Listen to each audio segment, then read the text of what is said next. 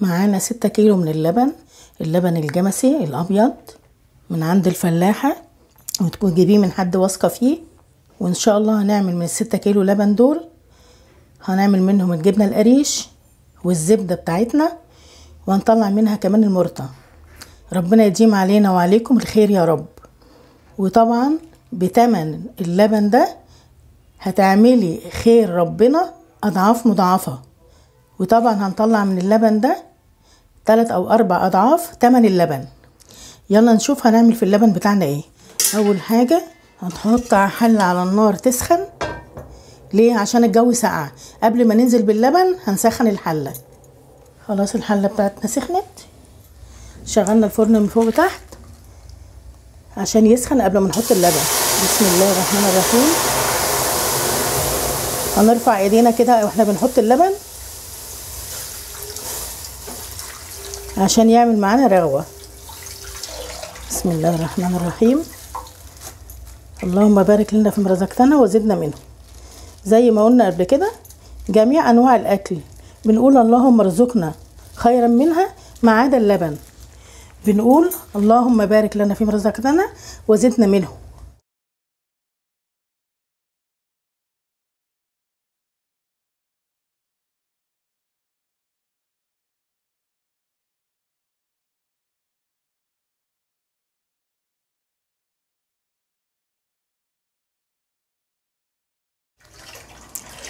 بسم الله. اللهم صل وسلم وبارك عليك يا سيدي يا حبيبي يا رسول الله. ما شاء الله. اللهم بارك لنا في رزقتنا وزدنا منه. كده تمام كده. خلاص بقى هنقلب. هتدانك تقلبي كده لحد ما يسخن زي دايما العين بالظبط. ما تخليهوش يغلي ولا يسخن جامد، يا دوبك تحطي ايدك تلاقيه زي دايما العين. خلي ايدك فيه كده علشان ما يمسكش من تحت. نعلي عليه بقى. هتدنك تقلبي كده علشان خاطر اللبن يبقى كله زي بعضه، مفيش حاجه تسخن جامد وحاجه لسه. يلا نشوف بقى اللبن كده لسه شويه. احنا عايزينه يسخن زي ديمة العين بالظبط. انما لو احنا في الصيف بنحطه على طول في مكان دافي من غير ما نسخنه ولا حاجه. احنا بنسخنه بس عشان احنا في الساقعه، عشان ما يقعدش معانا مده طويله. كده تمام. هو اللبن دفى معانا اهو. هنطفي عليه بقى، نشمع بلاستيك كبير وهنغطيه بيه. ليه؟ عشان يمسك معانا بسرعه. هنطفي البوتاجاز بعد ما سخناه وهندخل فيه الحله دي. حطينا المشمع، هنحط عليها الغطا. اللبن بعيد عن المشمع طبعا. وطبعا هو من غير المشمع هيقعد 2 يومين في البوتاجاز. لازم يكون في حته دافيه. طالما حطينا المشمع هيقعد معانا كده 1.5 يوم. ونغطيه بالغطا، وكمان هنحط عليه فوطه. هنغطيه بالفوطه كده وهندخله بقى الفرن بتاعنا اللي هو سخن ده. يلا بقى هندخله الفرن السخن. هنطفي الاول الفرن. بسم الله. هندخل بقى الحله بتاعتنا الفرن. بسم الله. وهنسيبه بقى لمده 1.5 يوم، وبعدين هنفتح عليه ونوريه لكم ونشوف هنعمل مع بعض ايه. ما شاء الله لا قوه الا بالله. يلا نشوف بقى هنطلع منها ايه. ما شاء الله. شوف بقى الزبده اللي هتطلع منها. ما شاء الله.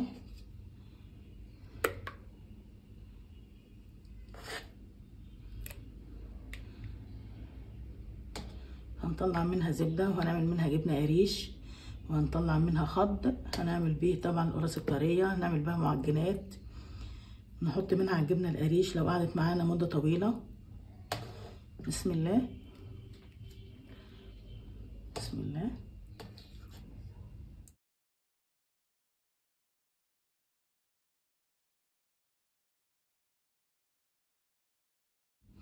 بس كده خلاص اهوت. نركن الزبده. نشوف هنعمل في اللبن بتاعنا ايه. ما شاء الله لا قوه الا بالله. ماسك جدا وجميل اهو. هنجيب طبق معانا كده بلاستيك. معانا بقى حصيره بنشتريها من عند بتاع الفخار اللي هما بيبيعوا الابريمه الفخار. نقول له عايزين حصيره الجبنه، هي مش غاليه يعني. ولو مش عايزه تجيبي حصيره هتجيبي شاش، ممكن تستعملي الشاش برضو، ممكن تستعملي المصفى، بس المصفى تكون خرامها ضيقه شويه. بسم الله. هننزل بقى بالجبنه كده. ما شاء الله، الله اكبر. شايفين؟ ما شاء الله،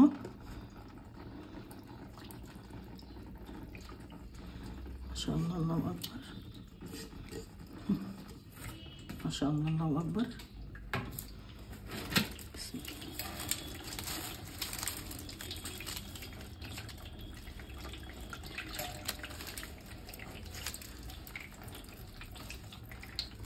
هنلمها بقى من الجنبين كده.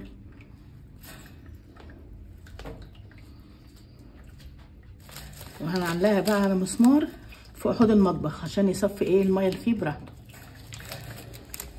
بنسيبها متعلقه يوم كامل، وبعد ما نشيلها هنحطها في التلاجة لمدة نص يوم، وبعدين هنخرطها مع بعض ان شاء الله.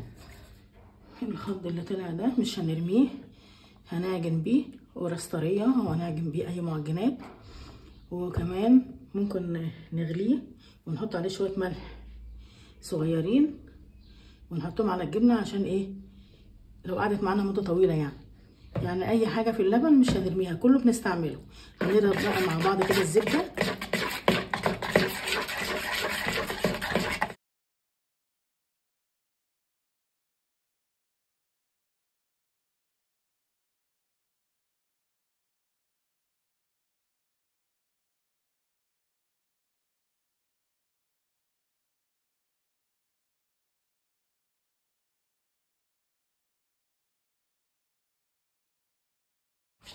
هتضلك تضربي فيها كده لحد ما تكبر معاكي.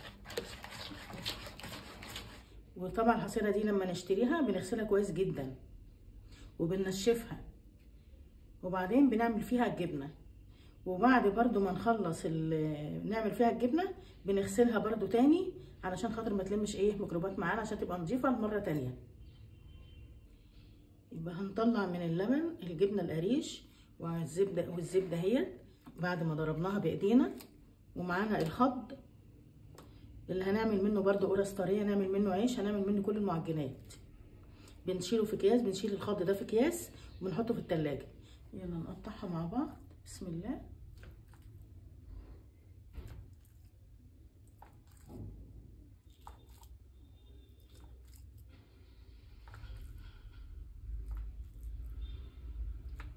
كده تمام. يلا بسم الله الرحمن الرحيم. شايفين الجبنه ما شاء الله ناعمه وجميله.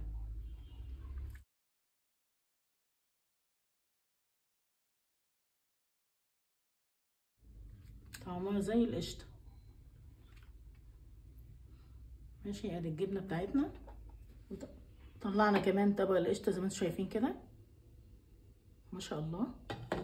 وبالنسبه للحصيره، اول ما نشتريها جديده بنغسلها طبعا وبننشفها، وبعد الجبنه برضو بنغسلها وننشفها علشان نغسلها كويس جدا علشان ما تشيلش ميكروبات. ودي كان الفيديو بتاعنا النهارده. يا رب يديم علينا وعلى الناس اجمعين الخير في البيت. يا رب الفيديو عجبكم. ما تنسوش تعملوا اللايك والشير والاشتراك في القناه لو اول مره تشوفوها. تحياتي ليكم والسلام عليكم ورحمه الله وبركاته.